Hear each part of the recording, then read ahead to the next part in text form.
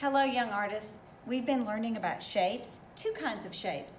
Organic shapes, like a leaf, a kind of shape that copies nature, and a geometric shape, a shape that follows rules, such as a square or a rectangle, a circle, or a triangle.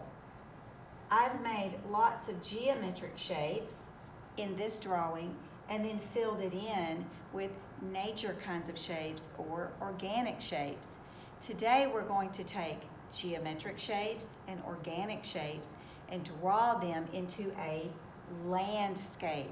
A landscape is a kind of art that shows us something outside. And often when we look outside, we see land. Here's the word land. And we see sky. I'm going to show you some landscapes now. I'm going to move this over. Here is a painting with fabric around it like a quilt, and it shows a deep space with a quilt that these women have made. A garden of sunflowers behind them, that's the artist Vincent van Gogh. Buildings and sky. This painting is full from top to bottom. Let me show you another one. This is a landscape called the Barn Dance, and it's by an American artist called Grandma Moses. She was remembering how things were when she was a child, and she remembered a barn dance where people took horses and buggies, this was before cars, to go to a gathering to listen to music and dance. In this painting, we see the barn with the doors open wide, and you can see through it. So we see land that is near, land that is far, and land that is the farthest. And then the last little bit of land that we can see, above that we see sky. Here is another landscape of a family having a birthday party. And it's called Birthday Party, or cumpleaños in Spanish. It's by Carmen Lomas Garza. And here we have near and far. We have organic shapes. We have geometric shapes in the fence posts. There is no empty space. It's full from the bottom to the top. In this next landscape, this is not a painting or a drawing. This is all made with fabric. And so all this fabric is stitched together with thread. And we see a mountain scene. We see a farm. We see lots of organic shapes. We see animals. We see plants. But then we see geometric shapes in the windows and the houses. All the way up to the top, we see land, and then we see the sky. There is no empty white space in this landscape. Here's another painting by Grandma Moses called Taking in Laundry. Look at the color of the sky. It's a rainy day. They're gonna have to hurry and bring the laundry in before it gets wet. In this painting, we have near, far, and farthest. And all the way up to here, we see the land, and then we see the sky. This is a Japanese painting by the Japanese artist Hokusai. And this is a mountain called Mount Fuji. And we see the sky all around and behind the mountain. So the mountain is in front. We have some overlapping. And then we see lots of little triangle marks that represent trees near and a little bit farther away. There is no empty space. We see land and sky from top to bottom. Let me show you what I mean about empty space. I'm going to move all these landscapes over. And in this drawing, we have a green line at the bottom for the land, and we have a blue line at the top for the sky. There is a big empty white space. Now, there's a geometric shape here and here and here and here, and then an organic shape here.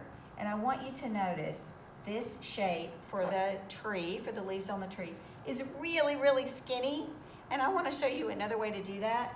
and I want to show you how to maybe not have this empty white space. I'm going to reach for my Sharpie, and if you want to draw along with me, you could draw with a pencil. And I'm going to draw a house using geometric shapes.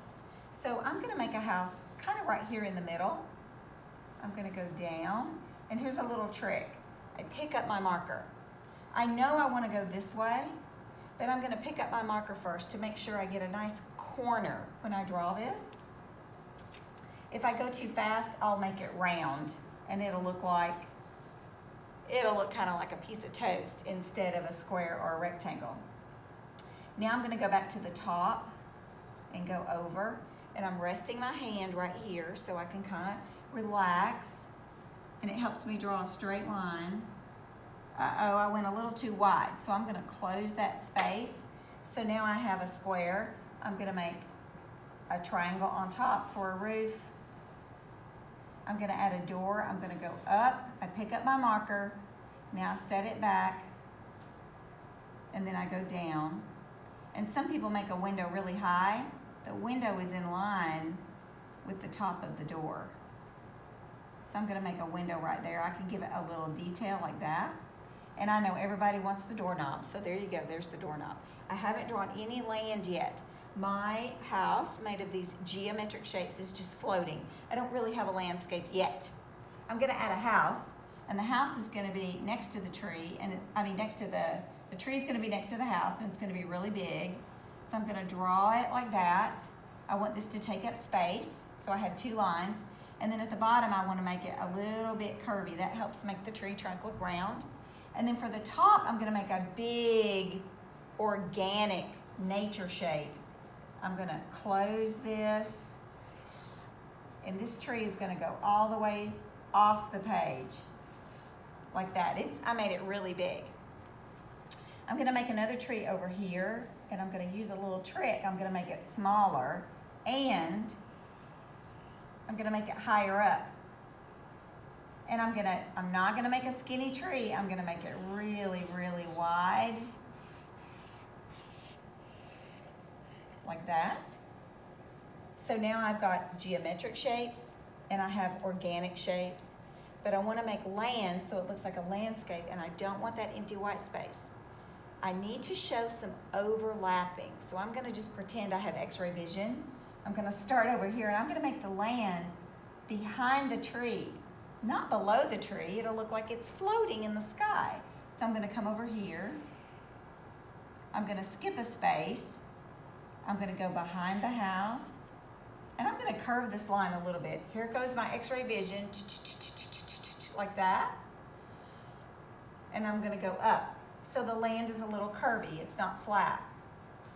You can stop right there, and you will have a landscape drawing. I'm going to add some more land. I can keep going up. Just like the landscapes that I showed you were full from top to bottom. I'm going to go over here. I'm going to stop when I get to the tree. I'm going to have x-ray vision and pretend there's a big hill behind the house, and it drops down like that. If I could see through the tree, it would continue on like that. I'm going to add one more hill over here, maybe make it kind of like a mountain, and then I'm going to stop. I'm going to add a cloud now. Now let's think about clouds. They're changing all the time. They're definitely organic shapes, and clouds are often white or gray. They're not blue with a white sky. So I'm going to color this in so you can see. I want to make a cloud up here, and I'm going to let it just run off my paper. I'm going to move my magnet over a little bit, and then I might have another little cloud peeking in over here. I'm going to leave that white. I'm going to reach for a crayon, and I'm going to choose blue, but you can make your sky any color that you want. I am not going to color in the cloud. I'm going to color in the top, like that. But I'm going to keep going so that the sky goes all the way down to the land, and I don't have this empty white space. I'm gonna tuck this in here so we can compare how these look. I'm gonna pull this magnet down to hold that right there. I'm going to carefully go around the cloud. I'm going to leave it white.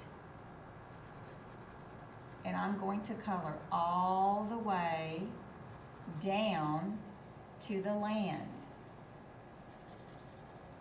I'm not going to have any white space.